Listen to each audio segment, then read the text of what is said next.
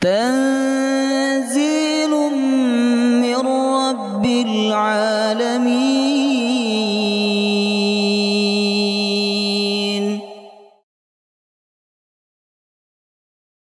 يا أيها الذين آمنوا إذا قيل لكم تفسحوا في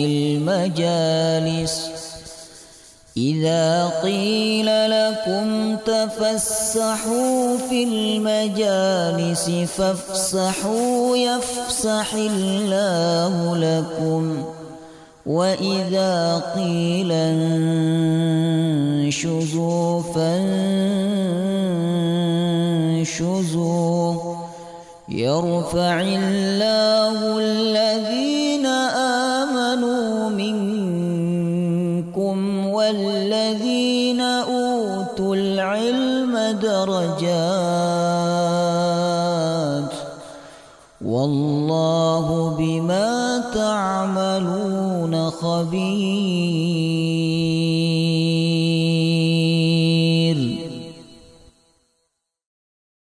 بسم الله الرحمن الرحيم. السلام عليكم ورحمة الله وبركاته.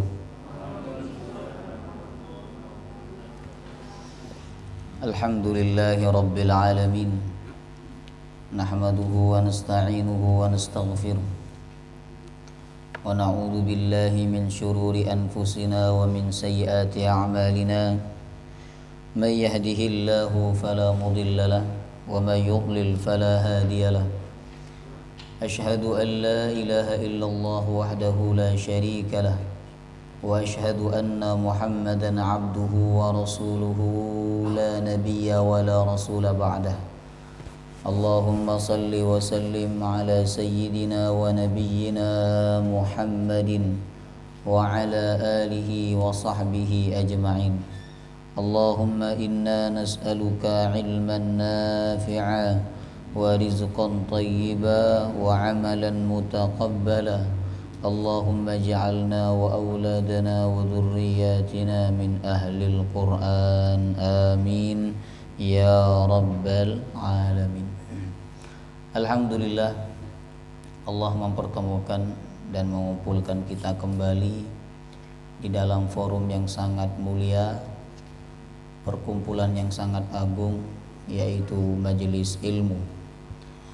Majelis ini bertambah keagungannya karena di dalam majelis ini yang kita pelajari, yang kita baca, yang kita pahami adalah kitab yang paling agung, kitab yang paling mulia, yaitu kitab suci Al-Quranul Karim.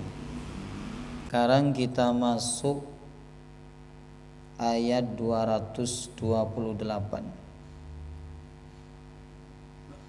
Satu ayat ini berbicara tentang talak, ya. Jadi siapa di antara orang beriman, orang muslim yang punya masalah dengan istrinya, sudah merasa tidak cocok dengan istrinya, lalu dia ingin menceraikan istrinya, maka dia perlu mengamalkan ayat ini. Karena ayat ini dan beberapa ayat berikutnya menjelaskan tentang hukum talak, ya.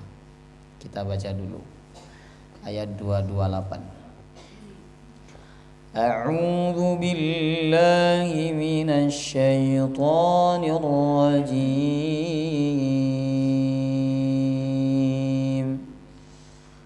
A'udzu billahi minasy syaithanir rajim.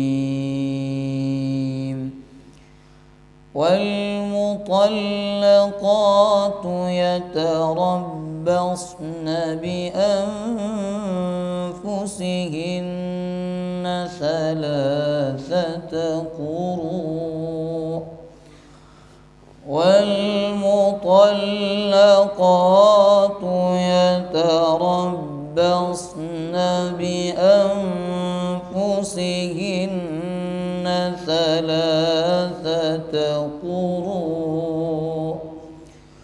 ولا يحل لهن أن ما خلق الله في أرحامهن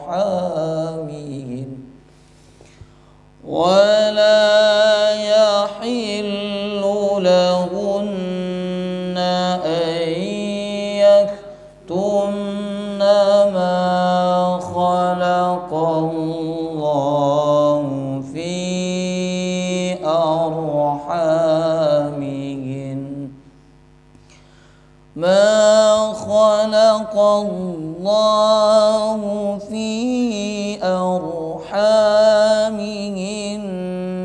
إن كن يؤمن بالله واليوم الآخر ما خلق الله في أرحامهن إن كن يؤمن بالله واليوم الآخر وبعولتهن أحق بردهن في ذلك إن أرادوا إصلاحا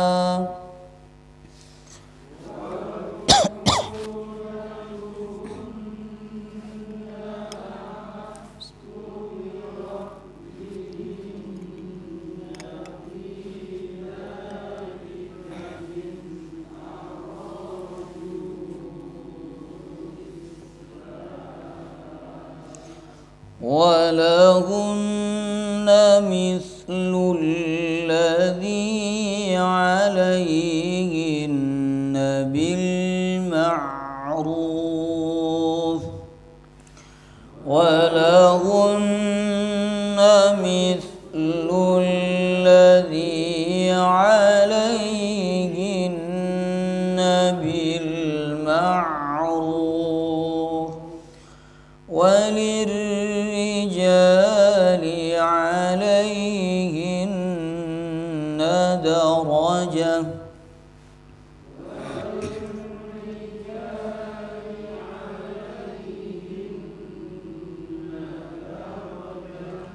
والله عزيز حكيم والله عزيز hakim. Malam hari ini kita mengkaji satu ayat saja.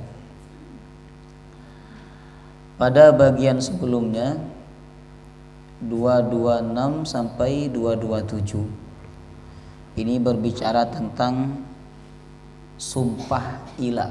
Masih ingat kan? Ilah itu apa? Seorang suami yang bersumpah dengan nama Allah untuk tidak menggauli istrinya selama waktu tertentu 4 bulan atau lebih dari 4 bulan ya. Nah maka itu disebut dengan ilah ya. Cuman ilah ini belum jatuh dalam talak Bapak Ibu ya. Sampai nanti ketika masa ilah itu sudah selesai, misalnya bersumpah demi Allah saya tidak akan menggaulimu selama 5 bulan.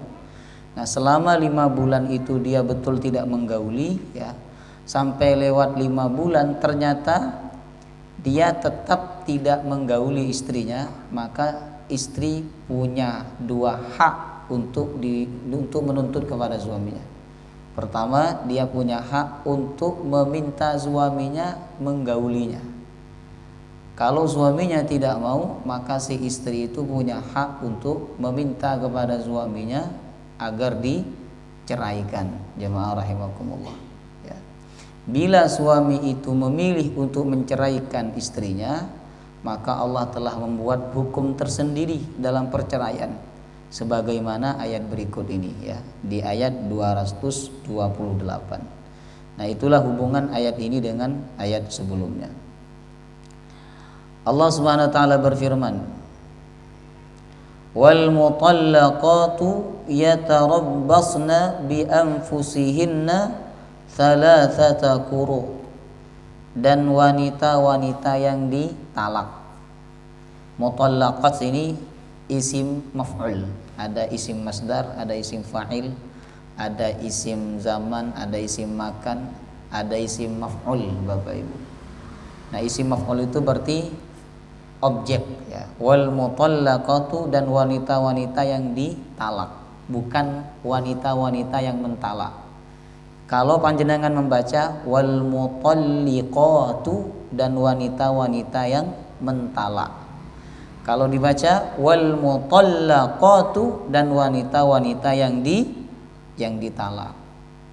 Nah, kalau panjenengan membaca wal mutalliqatu, itu maknanya berubah. Berarti bermakna dan wanita-wanita yang mentalak. Padahal wanita itu tidak punya hak atau tidak memiliki hak untuk mentalak suaminya.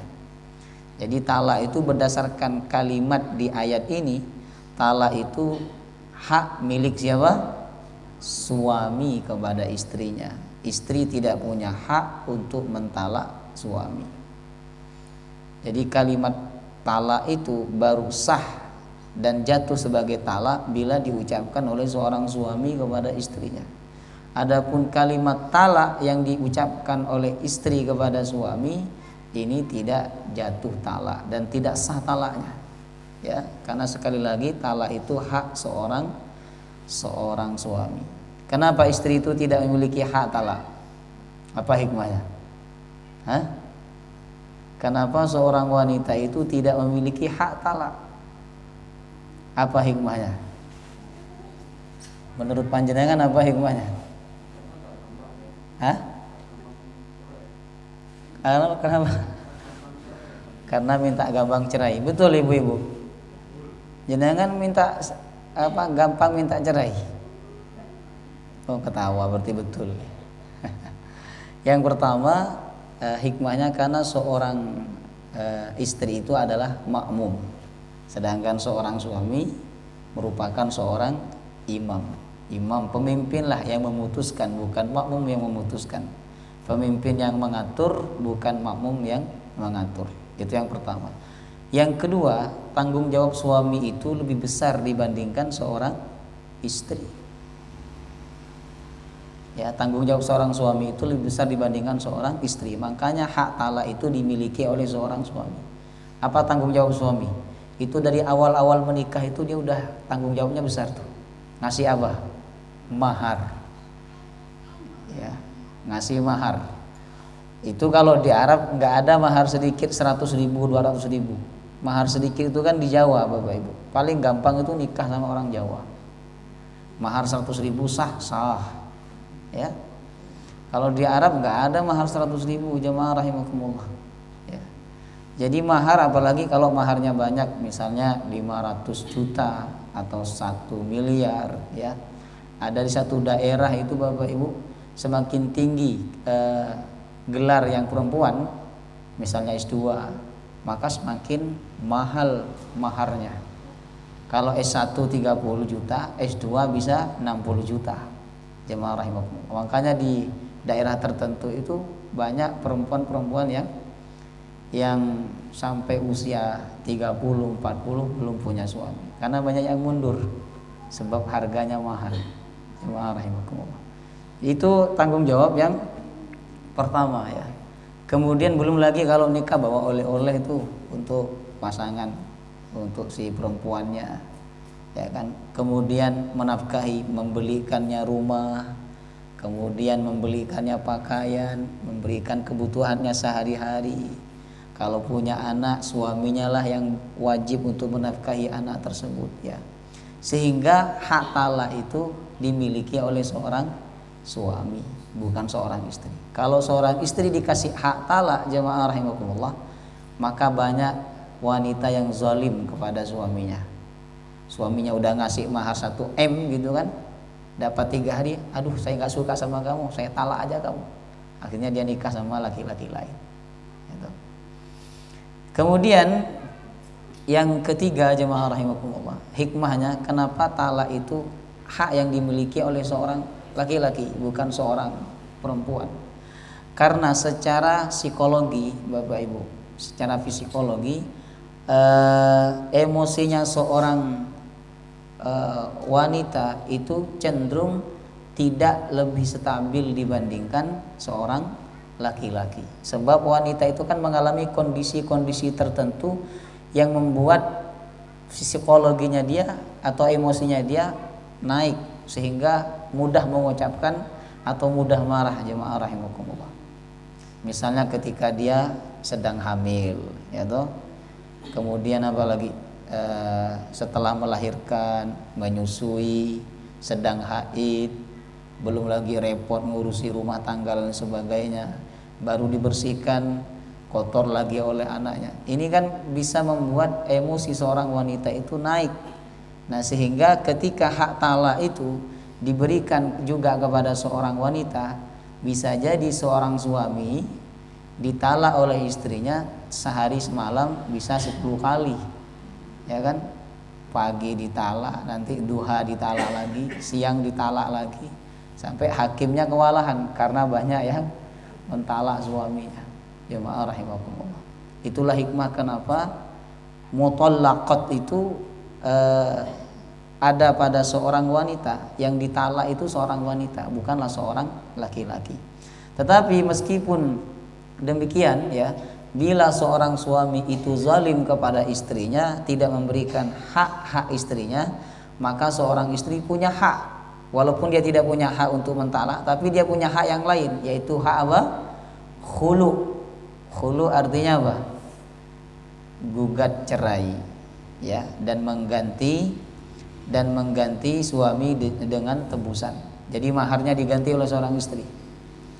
Kalau orang Arab orang yang paham, Bapak Ibu, seorang wanita yang paham dan dia ingin agar suaminya menceraikan dia akan memberikan kode supaya dia tidak termasuk dalam khulu. Sebab kalau khulu nanti seorang istri itu harus mengganti maharnya si suami. Bayangkan kalau suaminya ngasih mahar 1 M misalnya, lalu dia minta cerai kepada suaminya, nah, tentu itu memberatkan dia untuk mengganti mahar 1 M. Makanya kadang wanita yang paham itu ngasih kode kepada suaminya untuk menceraikan dia. Jemaah rahimakumullah. Jadi talak berdasarkan kalimat di ayat ini merupakan hak seorang suami, ya. Wal mutallaqatu, dan wanita-wanita yang ditalak oleh suaminya, yatarabbasna bi anfusihinna, hendaklah mereka menunggu dengan diri mereka sendiri. Maksudnya masa iddah. Setelah ditalak dia menunggu, jangan langsung menikah dengan laki-laki lain. Berapa lama dia menunggunya? Salasata quru, sebanyak 3 kali quru. Selama 3 kali quru. Nanti kita akan pelajari. Kalau kita mengacu kepada ayat ini saja, seakan-akan ayat ini umum, Bapak Ibu, berlaku kepada semua wanita. Padahal ayat ini tidak berlaku kepada semua wanita. Ketika kita membaca ayat-ayat yang lain, ternyata masa iddah itu bervariasi, jemaah rahimakumullah. Kalau saya urutkan ya, di ayat-ayat yang lain, yang pertama ada 5 macam masa iddah bagi seorang wanita. Yang pertama, iddah wanita yang menopause, yang sudah tidak haid. Kira-kira usia berapa itu ya?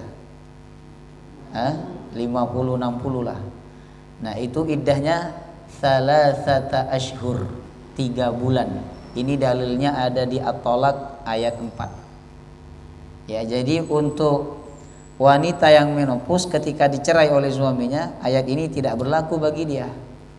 Ya, iddahnya ada di ayat surah At-Thalaq ayat 4. Kemudian yang kedua, iddah wanita yang hamil, yaitu ketika dia dicerai oleh suaminya dalam keadaan hamil, maka iddahnya sampai dia melahirkan. Ini dalilnya sama di surah At-Talaq ayat nomor 4. Kemudian yang ketiga, iddah wanita yang ditinggal wafat oleh suaminya, yaitu 4 bulan 10 hari. Ada di Al-Baqarah 234. Al-Baqarah 234 ya, 2 halaman setelah ini. Kemudian jamaah rahimakumullah, iddah wanita yang belum digauli oleh suaminya. Sudah menikah tapi belum digauli, belum sempat digauli oleh suaminya. Mungkin suaminya habis akad nikah langsung stroke atau langsung sakit begitu kan, sehingga tidak bisa menggauli istrinya. Lalu kemudian suaminya kasihan sama istrinya, akhirnya dicerai. Nah, ini kata Al-Quran, wanita yang seperti ini tidak ada masa iddahnya. Jadi dicerai sekarang, dapat 1 jam menikah, langsung menikah dengan laki-laki lain, boleh. Jemaah rahimakumullah. Ini dalilnya ada di surah Al-Ahzab ayat 49. Kemudian yang terakhir, yang kelima, iddah wanita yang masih bisa haid, ya. Maka bagi wanita yang masih bisa haid, itu iddahnya salasata quru, sebanyak 3 kali quru, ya, atau selama 3 kali quru, sebagaimana ayat ini. Jadi ayat ini ditujukan kepada wanita yang dicerai oleh suaminya, yang mana wanita itu tidak hamil, yang kedua tidak menopause, ya. Maka iddahnya sebagaimana ayat ini, yaitu salasata quru, 3 kali quru. Apa yang dimaksud dengan quru dalam ayat ini? Nah, quru Bapak Ibu jamak dari kata qur'un, artinya ada 2. Jadi sahabat Nabi ini berbeda pendapat. Ada yang mengartikan quru sebagai haid, ada yang mengartikan quru sebagai masa suci. Kalau mengikuti pendapat sahabat Nabi Umar ibn Khattab dan Ibnu Mas'ud serta beberapa sahabat yang lain, quru ini diartikan masa haid, ya. Haid berarti salasata quru, 3 kali haid, ya. 3 kali haid. Misalnya ada wanita yang dicerai oleh suaminya, dia tidak menopause dan dia juga tidak hamil, maka masa iddahnya menurut Umar ibn Khattab dan Ibnu Mas'ud berapa? 3 kali haid, ya, 3 kali haid. Kemudian kalau mengikuti pendapat Aisyah radhiyallahu anha dan Zaid bin Thabit radhiyallahu an, yang dimaksud quru di dalam ayat ini adalah suci. Berarti salasata quru, 3 kali suci dari haid, 3 kali suci. Nah, ini perbedaan pendapat. Apa bedanya jemaah rahimakumullah? 3 kali suci dengan 3 kali haid. Masanya lebih banyak yang mana? 3 kali suci atau 3 kali haid? Nah, 3 kali suci atau 3 kali haid? Nah, mikir, ya, biar tambah ngantuk. Gini, kalau kita pakai pendapat sahabat Umar ibn Khattab, ya, berarti kan 3 kali haid.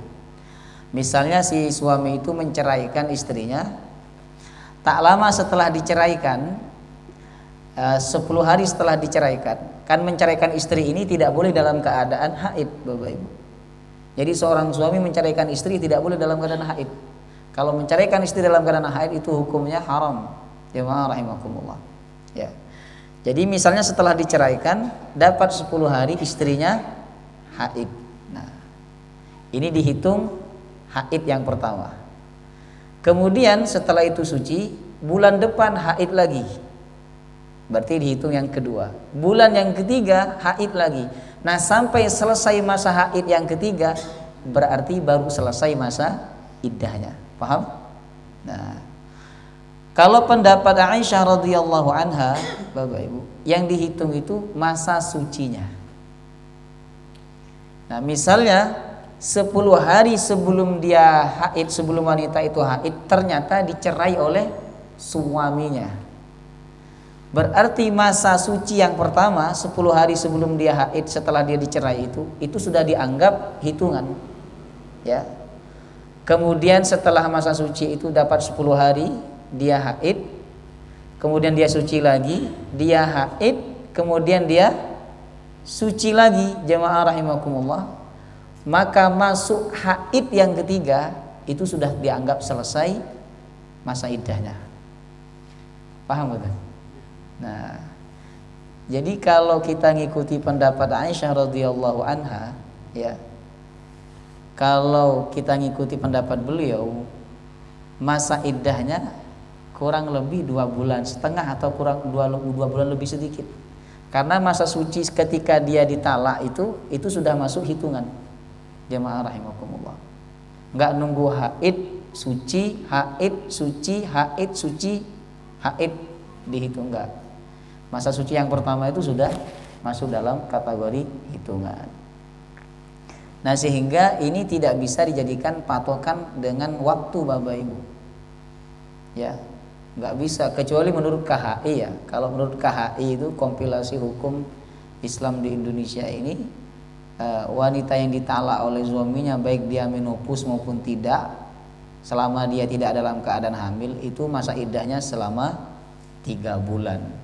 Ya, itu gampangannya begitu. Tetapi kan Al-Quran menyatakan bukan 3 bulan. Kalau 3 bulan itu ada sendiri, yaitu masa iddah bagi wanita yang menopause. Adapun wanita yang tidak menopause, masa iddahnya thalathata quru, selama 3 kali suci atau 3 kali haid. Nah, ini terjadi perbedaan pendapat jemaah rahimakumullah. Ya. Nah, orang yang paham Al-Quran dia enggak menjawab dicerai sama suaminya 3 bulan, enggak begitu. Kalau 3 bulan itu dia menopause, ya. Kalau kita memang letterlek merujuk kepada Al-Quran, ikuti ayat ini, 3 kali suci atau 3 kali haid, jamaah rahimakumullah. Nah, permasalahannya bagaimana dengan wanita yang murtabah? Murtabah itu wanita yang haidnya jarang-jarang. Nah, jadi bulan ini nggak haid, bulan depan baru haid, atau 3 bulan sekali haidnya. Apakah tetap merujuk kepada ayat ini? Kalau pendapat madhab Hanafi dan madhab Syafi'i tetap merujuk kepada ayat ini. Jadi kalau dia 3 bulan sekali haidnya, berarti masa iddahnya kurang lebih selama 9 bulan, jemaah rahimakumullah. Ya. Ini cukup lama. Nah, kalau dia tidak haid sama sekali, padahal dia belum masuk masa menopause karena suatu penyakit atau kelainan hormon, jemaah rahimakumullah. Nah, maka kata mazhab Syafi'i dan mazhab Hanafi, dia harus menunggu sampai masa menopause, berarti masa sekitar usia 50 tahun. Setelah usia 50 tahun dia harus menambah lagi 3 bulan masa iddahnya, karena bagi wanita yang menopause itu masa iddahnya selama 3 bulan. Baru setelah itu dia boleh menikah dengan laki-laki lain. Sedangkan pendapat Imam Malik dan Imam Hambali mengatakan bahwa wanita yang tidak haid, ya, maka sejak diceraikan itu sampai 1 tahun, bila dia tidak haid selama 1 tahun itu, berarti setelah itu dia dianggap sudah selesai masa iddahnya. Nah, kalau kita melihat kasus ini Bapak Ibu, saya lebih cenderung kepada pendapat KHI, ya, kompilasi hukum Islam di Indonesia, yang menyatakan bahwa 3 bulan, baik yang murtabah, untuk wanita yang murtabah itu yang tidak jelas haidnya, kadang bulan ini datang, bulan depan gak datang, itu ambil yang 3 bulan menurut KHI, ya. Tapi kalau haidnya itu normal, mu'tadah seperti biasanya, maka ikuti arahan dari ayat ini, salasata quru, selama 3 kali quru, 3 kali suci atau 3 kali haid, jamaah rahimakumullah. Ya. Ingat, masa iddah itu hanya berlaku bagi wanita. Adapun bagi laki-laki enggak ada masa iddahnya. Cerai sekarang dengan istrinya, langsung menikah lagi itu boleh. Bahkan istrinya masih ada nikah lagi boleh, apalagi sudah diceraikan. Jemaah rahimakumullah. Imam Ahmad bin Hambal istrinya meninggal hari ini, besok langsung menikah. Ya, laki-laki. Ada sahabat Nabi namanya Abdullah bin Abbas. Beliau berkata, seandainya usiaku kurang 8 hari dan istriku meninggal dunia, maka aku akan menikah lagi. Subhanallah. Karena takutnya dengan fitnah ketika seorang laki-laki itu dalam keadaan sendiri. Tapi kan kalau di Indonesia itu jadi pembicaraan. Tanah kuburannya belum kering sudah menikah lagi, ya. Tapi orang kalau beragama dengan perasaan Bapak Ibu itu banyak salahnya dibandingkan benernya, jemaah rahimakumullah, ya.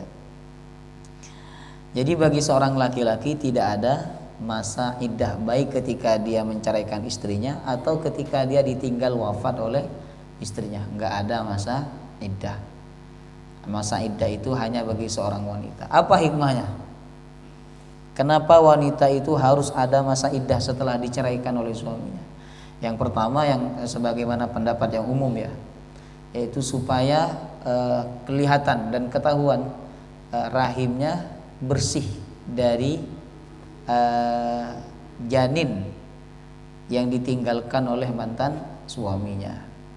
Ketika sudah 4 bulan atau 3 bulan tidak hamil, berarti memang betul-betul bersih, sehingga nanti ketika dia menikah lagi setelah masa iddahnya dengan laki-laki lain, ya, itu tidak ada campur aduk nasab atau keturunan, jemaah rahimakumullah, ya.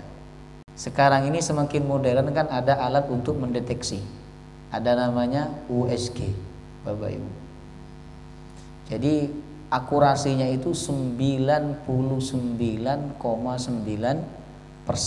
untuk melihat di dalam rahim ini ada kandungan, ada janin atau tidak.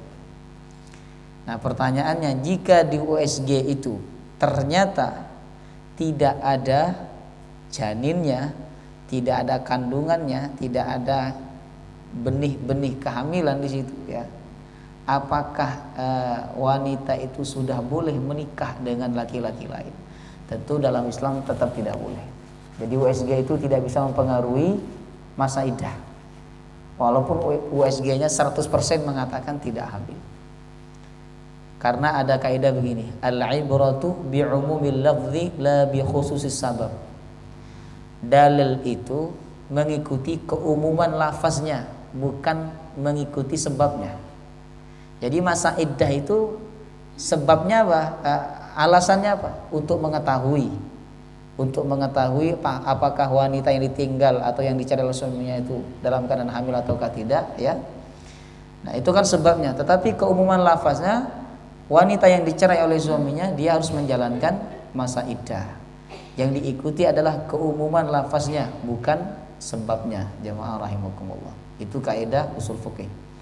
Kemudian kalau kita melihat penelitian, subhanallah, ternyata wanita yang dicerai oleh suaminya atau yang ditinggal wafat oleh suaminya dan dia harus menjalani masa iddah, ternyata sel-sel di dalam rahimnya itu akan kuat kembali dan siap untuk dimasuki oleh benda-benda yang asing, ya, seperti sperma yang baru, ya, itu bila mengalami masa tunggu selama 120 hari minimal, ya, 120 hari minimal, jemaah rahimakumullah, ya.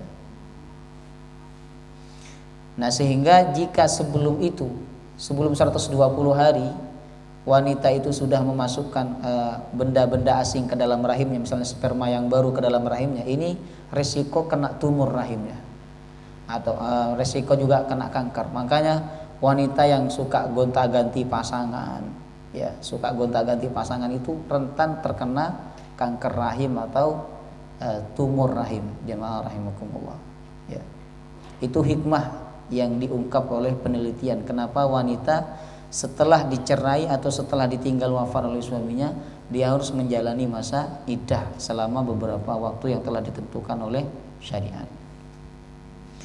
Kemudian wala yahillu lahunna ayyaktumna ma khalaqallahu fi arhamihinna in kunna yu'minna billah wal yawmil akhir. Nah, ini masalah keimanan. Kata Allah, tidak boleh bagi para wanita yang ditalak oleh suaminya menyembunyikan apa yang Allah ciptakan di dalam rahimnya dari janin atau haid. Jadi dia nggak boleh menyembunyikan hamil tapi dibilang nggak hamil untuk mempercepat atau memperlambat masa iddahnya. Misalnya dia suka banget sama seorang laki-laki, ya, suka banget sama seorang laki-laki. Dia nggak mau menunggu sampai 9 bulan karena 9 bulan itu lama, jemaah rahimakumullah. Dia maunya 3 bulan aja, 3 kali haid saja atau 3 bulan saja. Akhirnya dia menutupi kehamilannya. Perutnya besar dibilang buncit atau kebanyakan makan dan sebagainya. Nah, supaya masa iddahnya lebih cepat. Nah, ini hukumnya apa? Haram, ya. Atau haidnya disembunyikan, ya. Dia nggak haid tapi dibilang haid. Atau dia menyembunyikan haidnya untuk memperlambat masa iddahnya. Mungkin ada laki-laki yang suka banget sama dia, tapi dia nggak mau sama laki-laki itu. Akhirnya dia kasih alasan, saya belum haid 1 bulan ini, mungkin bulan depan baru haid yang pertama. Sedangkan dalam Al-Quran harus menunggu 3 kali haid baru selesai masa iddah misalnya. Jadi dia menyembunyikan padahal dia haid dalam setiap bulannya itu. Maka ini hukumnya haram. Allah mengatakan, wala yahillu lahunna ayyaktumna ma khalaqallahu fi arhamihinna in kunna yu'minna billah wal yaumil akhir. Jika beriman kepada Allah dan hari akhir, jangan ada yang disembunyikan, ya. Kemudian ini masalah rujuk Bapak Ibu. Wa bu'ulatuhunna, bu'ulah ini jamak dari kata ba'lun. Bu'ulah jamak dari kata ba'lun, artinya suami. Wa bu'ulatuhunna ahaqqu biraddihinna fi dzalika in aradu islaha. Dan suami-suami mereka itu lebih berhak untuk kembali kepada mereka fi dzalika, di dalam masa iddah, in aradu islaha, jika mereka menginginkan islah, kebaikan atau kedamaian. Jemaah rahimakumullah. Yang dimaksud oleh ayat ini adalah talak yang boleh rujuk itu talak apa namanya? Talak raja'i, talak 1 sama talak 2. Kalau talak 3 udah nggak boleh rujuk. Jadi yang dimaksud oleh ayat ini adalah talak 1 dan talak 2. Jika suami itu mentalak istrinya untuk pertama kalinya, talak 1. Nah, selama istrinya itu menjalani masa iddah, berapa masa iddahnya tadi? Thalathata quru, 3 kali quru, 3 kali haid atau 3 kali suci. Nah, maka selama di dalam masa iddah, suami punya hak untuk menyatakan rujuk kepada istrinya. Jadi kalau kita merujuk kepada ayat ini Bapak Ibu, talak dan rujuk di dalam talak raj'i itu haknya suami. Ketika suami melakukan talak 1, selama istri itu menjalani masa iddah, maka suami boleh rujuk kepada istrinya. Bahkan dia punya hak untuk rujuk. Bagaimana kalau istrinya tidak mau? Walaupun istrinya tidak mau, walaupun istrinya tidak ridha, rujuk itu tetap sah. Paham? Ingat, rujuk tetap sah selama talak itu talak 1 atau talak 2. Ya, dan selama rujuk itu dilakukan di dalam masa iddah, jemaah rahimakumullah. Maka suami punya hak walaupun istrinya tidak mau. Saya nggak mau dirujuk oleh kamu jahat, kamu zalim. Tapi tetap ketika suaminya bilang raja'tuki, aku kembali kepadamu, maka saat itu dia halal untuk digauli oleh suaminya. Paham? Nah, jemaah rahimakumullah. Kenapa rujuk itu diperbolehkan dan menjadi hak bagi seorang suami dalam talak raj'i? Ya, karena terkadang seorang suami itu mentalak istrinya sebab emosi, ya. Kemudian setelah beberapa waktu dia sadar bahwa apa yang dia lakukan itu salah, jemaah rahimakumullah. Akhirnya dia rujuk, dan rujuk itu lebih baik untuk dia. Makanya rujuk itu menjadi hak bagi seorang suami walaupun istrinya tidak mau. Ya. Banyak hubungan rumah tangga setelah perceraian yang pertama kemudian rujuk, hubungannya lebih baik, jemaah rahimakumullah, lebih harmonis ya. Kemudian in aradu islaha, jika memang suami itu menginginkan apa? Islaha, kebaikan atau kedamaian. Tidak seperti orang jahiliyah. Orang jahiliyah itu Bapak Ibu, kalau mentalak istrinya, mau habis masa iddah istrinya, dia merujuk istrinya. Raja'tuki, aku rujuk kamu, aku kembali kepadamu. Tujuannya apa? Supaya istrinya ini tidak menikah dengan orang lain. Nanti setelah dirujuk dapat beberapa hari, ditalak lagi. Akhirnya istrinya mengalami masa iddah yang baru. Nah, ini tujuannya untuk menyakiti, tujuannya untuk menzalimi, hukumnya haram. Tapi kalau tujuannya untuk islah, untuk kebaikan, untuk perdamaian, maka hukumnya sangat dianjurkan untuk kembali kepada istrinya. Walahunna mithlul ladzi 'alaihinna bil ma'ruf, dan bagi para wanita mithlul ladzi 'alaihinna bil ma'ruf, seperti laki-laki, seperti seorang suami, 'alaihinna bil ma'ruf, yang mana mereka punya hak untuk diperlakukan dengan baik ya. Jadi seorang istri, kalau di konteks atau disambungkan dengan bagian sebelumnya, seorang istri yang dicerai oleh suaminya dan dia mengalami masa iddah ya. Dalam masa iddah itu seorang suami wajib berbuat baik kepada istrinya, wajib menafkahi istrinya, kemudian wajib memberikan tempat tinggal kepada istrinya, jemaah rahimakumullah. Apalagi kalau talak 1 dan talak 2. Talak 1 dan talak 2 itu sebenarnya status seorang wanita itu masih istri bagi suaminya. Hanya saja selama suaminya tidak menyatakan rujuk, suaminya itu tidak boleh menggauli istrinya. Itu aja yang tidak boleh. Yang lain boleh. Istrinya buka aurat di depan suaminya boleh. Karena itu si suami wajib menafkahi istrinya. Kalau suaminya meninggal dunia dan dia belum menyatakan rujuk di dalam masa iddah istrinya, padahal itu talak yang kedua atau talak yang pertama ya, maka si istri itu tetap punya hak untuk mewarisi harta suaminya, jemaah rahimakumullah ya. Kemudian jika kita memahami ayat ini secara umum ya, wanita itu punya hak untuk diperlakukan dengan baik oleh suaminya, sebagaimana suami punya hak untuk diperlakukan dengan baik oleh istrinya. Walahunna mithlul ladzi 'alaihinna bil ma'ruf. Ketika hak suami dan hak istri itu sama-sama harus diperlakukan dengan baik, ini bukan berarti kedudukan suami dan kedudukan istri itu sama, tidak. Ya, tidak, jemaah rahimakumullah. Di ayat berikutnya Allah menegaskan, walir rijali 'alaihinna darajah. Bagi laki-laki dibandingkan perempuan darajah, ada kedudukan yang lebih tinggi. Kenapa? Laki-laki itu menafkahi. Laki-laki menjadi imam. Laki-laki pada umumnya lebih pintar, lebih cerdas, lebih menguasai dan sebagainya. Sehingga kedudukan laki-laki itu dibandingkan seorang istri itu lebih tinggi, jemaah rahimakumullah. Ini kalau kaitannya suami istri. Tapi kalau kaitannya bapak ibu, ya bapak dan ibu, itu kedudukan ibu lebih tinggi dibandingkan bapak, ya. Wallahu azizun hakim, dan Allah maha perkasa, hakimun lagi maha bijaksana. Wallahu ta'ala a'lam bishawab. Insyaallah pekan depan kita akan mempelajari 2 ayat ya.